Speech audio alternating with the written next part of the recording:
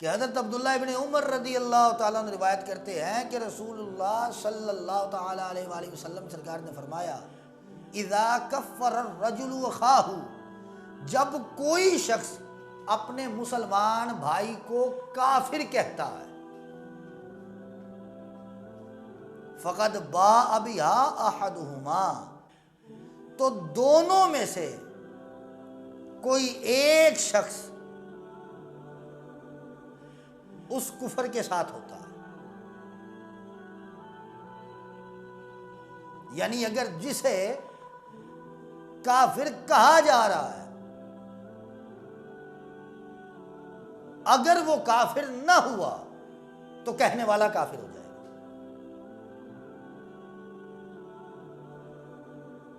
دکھ صرف اس بات کا ہے کہ آج سے 12-15 سال پہلے، بلکہ 12-15 سال بھی بڑا عرصہ ہے، آج سے کم و بیش 5 سال پیچھے چلے جائیں تو کم از کم کچھ طبقات تھے، اور ان کی پہچان کیا تھی؟ کچھ لوگ یا رسول اللہ صلی اللہ علیہ وسلم یہ کہتے تھے، کچھ یہ نہیں کہتے تھے۔ یعنی یہ دو الگ الگ لوگ ہو گئے نا، ایک کہنے والا ایک نہ کہنے والا۔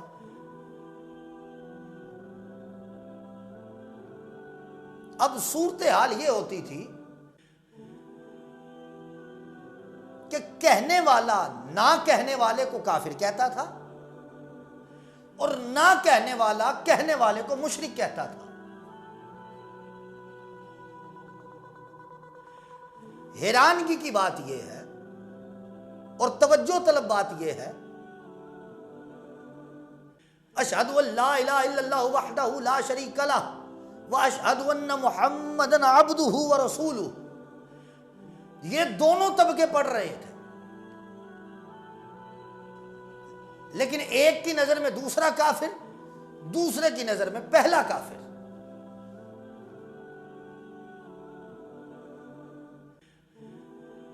اور جب اس کے اوپر کوئی فیصلہ نہ ہوا تو چلتے چلتے آج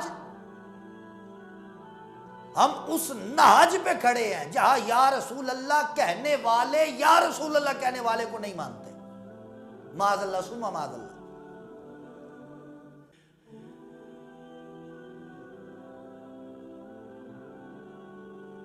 آج عجیب و غریب طرح سے اپنا اپنا سودا، اپنی اپنی دکانداریاں بیچی جاتی ہیں۔ عجیب و غریب فتنے اٹھ چکے ہیں، عجیب و غریب ایک سوچ، ایک روش چل چکی ہے۔ نہ کسی کا نام لے کے کسی کو نومینیٹ نہیں کر رہا، لیکن ہم اسی سوسائٹی کا حصہ ہیں، ہم جانتے ہیں کہ آج سنی سنی کو ماننے کے لیے تیار نہیں ہے۔ آج سنیوں میں طبقاتی تقسیم ہو چکی ہے، تشخص پرستی اس قدر بڑھ چکی ہے کہ پرستش، پوجا، عبادت، یہ ساری چیزیں ہم نے کرنی تھی صرف اللہ کے لیے، اور ہم نے ان کو رکھ دیا اپنی جماعتوں کے سربراہوں کے لیے۔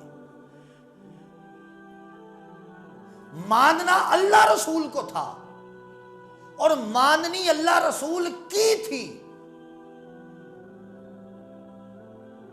لیکن ہم محض جماعتوں کی ایسی طبقاتی تقسیم میں پڑ گئے کہ اللہ رسول کو تو معاذ اللہ ہم بھلا ہی چکے، اور ہمارے نظریات میں ہماری جماعت کا سربراہ سب سے اعلیٰ ہے بس۔ تو یہ ہم کس طرف جا رہے ہیں؟ آج کون ہے جو کسی دوسرے کو کافر نہیں کہتا؟ جس طرف جائیں کفر کفر کفر کفر کفر کفر کی رٹ لگی ہوئی ہے. اور کوئی تو اس انداز سے بھی چلے نا کہ مسلم مسلم کی رٹ لگے. آج مسلمان ہی مسلمان کو تسلیم کرنے سے انکار کر رہا.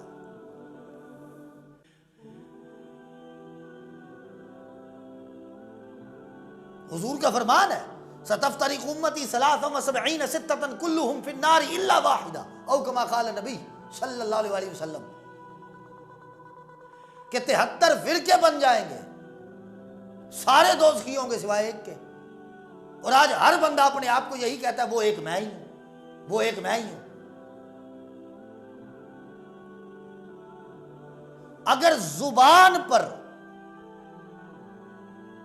اخلاق حضور کی زبان عالی شان، حضور کی زبان مبارک و مطہر مصفا و مزکا، اگر حضور نبی پاک علیہ السلام کی اتباع کے مطابقت سے تیری زبان سے کلام نہیں نکلتا تو پھر تو کیسے وہ واحد فرقہ ہو گیا یا کیسے وہ واحد جماعت ہو گئی؟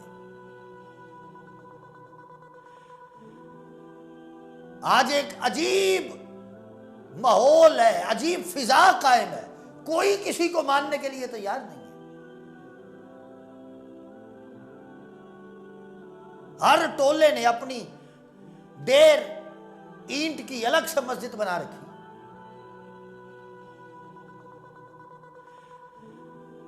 ہم مسلمان ہیں، ہم کب ایک ہوں گے؟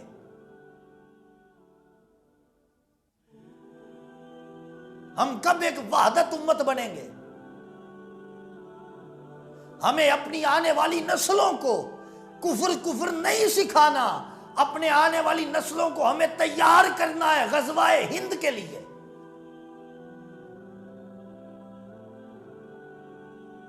اور غزوہ ہند کے لیے اگر ہمیں نسلوں کو تیار کرنا ہے، ان کے ذہنوں سے کفر نکال کر حضور کی محبت، حضور کا اتباع، حضور کا پیار، حضور کا عشق اور حضور کی شان و شوکت، حضور کا منصب، حضور کی ختم نبوت، کریم آقا کا مقام، حضور کی شان اس انداز سے بتانی ہوگی کہ ہماری آنے والی نسلیں جس زبان پر مصطفیٰ کا نام دیکھیں اس زبان کا حیا کرنے والی ہو جائے. لیکن آج ہم کس طرف جا رہے ہیں؟ آج بڑی آسانی سے کسی کو بھی کافر کہہ دیا جاتا. تو اگر کہنے والا جس کو کہہ رہا ہے، کہنے والا مثال کے طور پہ کہنے والے کو مدعی کہہ لیں، مدعی جس کے بابت میں یا جس کے لیے وہ دعویٰ کر رہا ہے، اگر اس بندے میں کفر نہ ہوا تو کہنے والا کافر ہو جائے گا.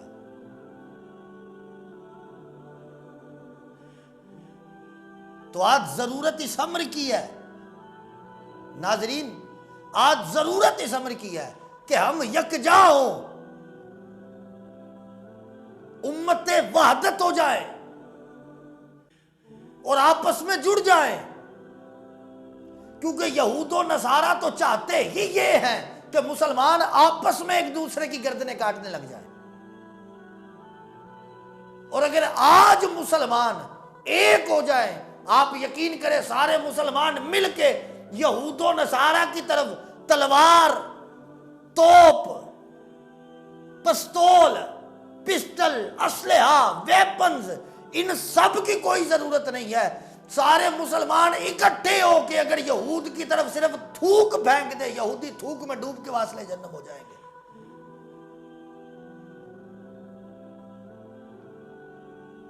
کہ ہم نے تو مل کے ایک جنت میں جانا ہے.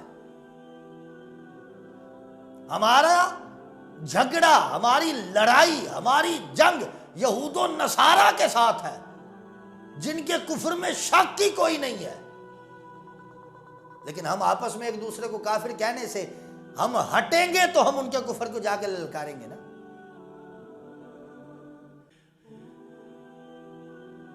آج کچھ لمحوں بعد کچھ ایام بعد، کچھ مہینوں، کچھ ہفتوں بعد ایک شور اٹھتا ہے، فلاں جگہ خاکے بن گئے، فلاں جگہ یہ گستاخی ہو گئی۔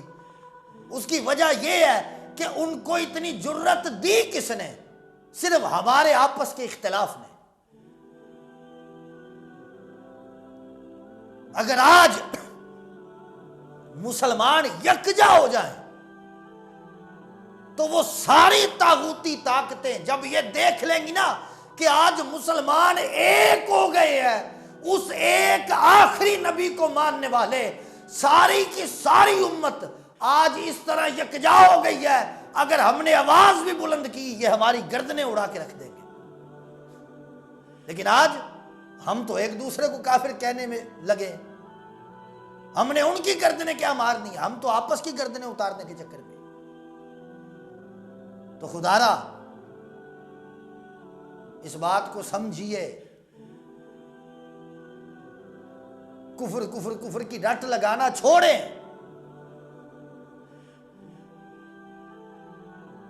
امت بڑے مجبور اور بڑے مفلوق الحال سے وقت سے گزر رہی ہے۔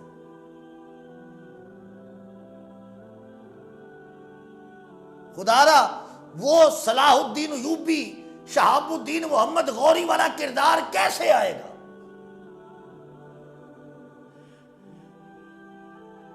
بابا فرید الدین گنج شکر والا، سیدی داتا علی حجویری والا، وہ کردار کیسے آئے گا؟ کیسے ہماری نسلوں سے محمود غزنوی کے غلام پیدا ہوں گے؟ وہ اسی صورت میں ہو سکتے ہیں اگر ہم ملت اور ہم وحدت امت پہ آ جائیں۔ آج عجیب و غریب سے معاملہ چھیڑے چلے جا رہے ہیں۔ کوئی جناب ایمان ابو طالب علیہ السلام کوئی اس پہ لگا ہوا ہے کہ وہ مسلمان تھے یا نہیں تھے۔ ارے بھائی تو اپنا مسلمانی کا دعویٰ تو دیکھ، اپنے آپ کو تو ثابت کر۔ تو کوئی سیدہ کائنات کے اوپر عجیب و غریب بکواسات کرنے لگا ہوا کہ تیری چاہے ساری زندگی خطا میں گزری ہو، تجھے اپنی خطاؤں کی پرواہ ہی نہیں ہے، اور باتیں سیدہ کائنات کے لیے کرتا۔ عجیب ایک ڈھونگ رچا ہوا ہے زمانے میں۔ تو خدا را امت بڑی بٹ چکی ہے، مزید امت کو نہ باٹا، نہ امت کو بانٹا جائے نہ کاٹا جائے۔ خدا را جو تھوڑے ہیں اپنے آپ کو اب ایسا بنا لے کہ جو آپ سے کٹ چکے ہیں وہ دوبارہ سے جڑ جائے، اور اس کا واحد راستہ ایک ہے، حسن اخلاق اور حسن کردار کے ساتھ چلے۔ خود بھی نمازی بنے، دوسروں کو نمازی بنائے۔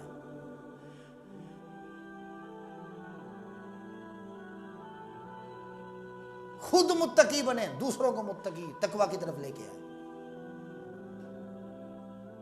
سارا زور تو ہمارا صرف فروعی اختلافات میں لڑنے پہ ہے، جو فرائض علوم ہے ان کی طرف دھیان ہی کسی کا نہیں۔ جتنی مار دھاڑ اور جتنے اختلافات نظریاتی اور فروعی اختلافات جو ہیں جتنے معاشرے میں وہ بیان کیے جا رہے ہیں، کاش کہ اتنا نماز کی اہمیت کو بیان کیا ہوتا۔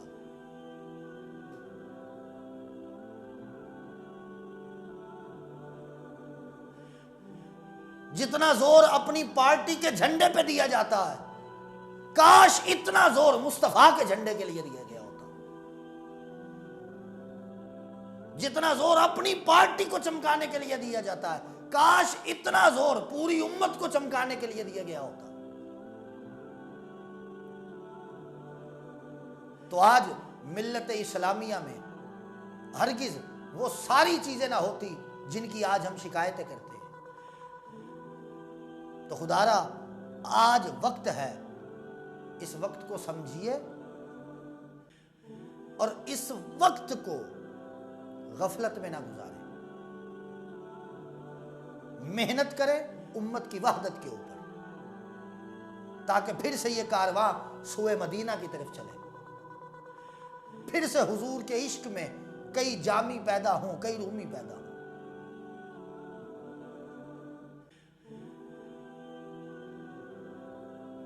اور اس کا واحد ذریعہ قرآن و حدیث کو تھامنے کے ساتھ ہے۔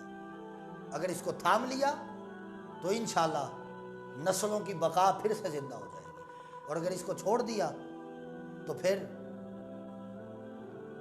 دنیا میں بھی ذلت، آخرت میں بھی ذلت ہوگی۔